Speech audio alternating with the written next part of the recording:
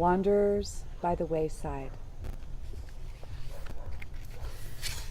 Wanderers by the wayside, you beg a spare cigarette, sharing a match, warm concrete walls, watching by the river, resting our hands on cool grassy spines while we pass the torch. Listening by the back door, we meet in the rain, ignoring the time, dirt under our nails, tear-impaled smoke rings. Laughing by the moonlight, we ponder God, arguing over her name. Serenade of crickets, thick indrawn pauses, speaking by the fire. We muse and wonder where the river starts, why the world asks for nothing. You tell me your name, bonding surprises. By the wayside we find each other, strangers no more.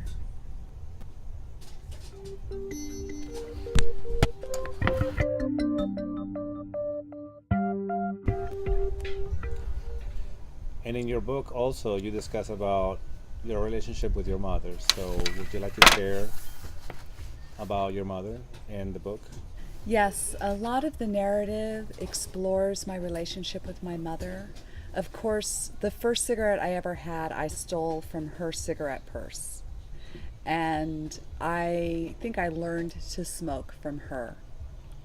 My mother and I had a rough relationship, and there was a time where it caused me a lot of pain. And we struggled to be connected, but there were a lot of rifts and we often argued. My mother died from cancer a few years ago, and even though she had cancer in all the organs of her body, it was the lung cancer that killed her. She did quit smoking when she was 40, but it was still cancer of the lungs that killed her.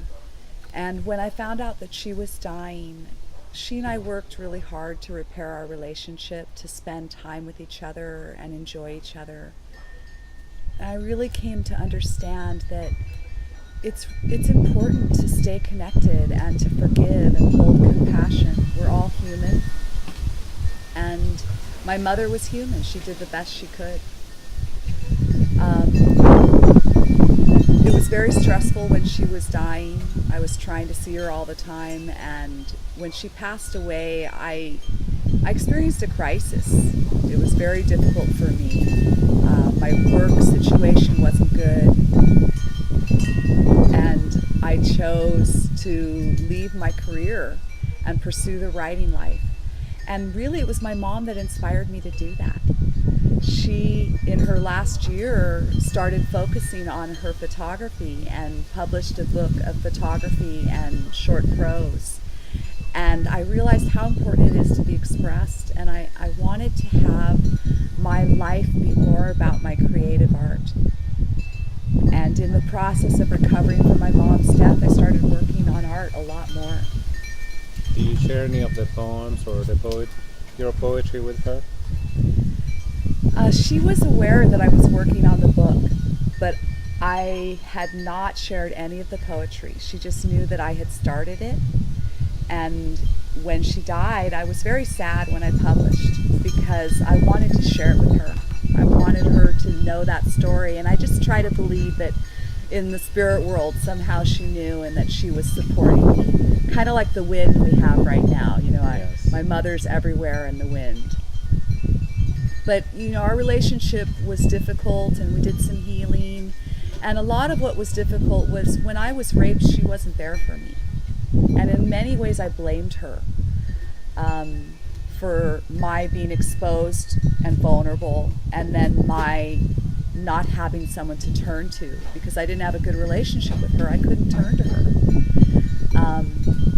And so out of the healing that she and I had and the process of the book, I've decided to share what I've learned about myself and about living with trauma with other women.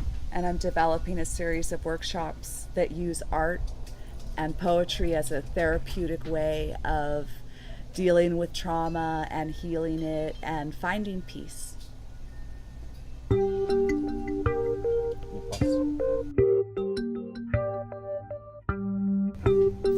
So once again, Doren Damico, and When You Can't Scream, or 10 Reasons Why I Smoke is the book. It's right here, and she's in the cover, full of photography and poetry, and also guides on how to quit smoking. And you can find this book. It's available on Amazon.com. You can also go to my website, dorendamico.com, and learn about all my projects and activities and all of my artistic endeavors. And for those that are going to be watching and trying to quit, post your videos, post your comments, let us know how you're doing. I'll be one of them. Yay! Let's go on a journey to be smoke-free together.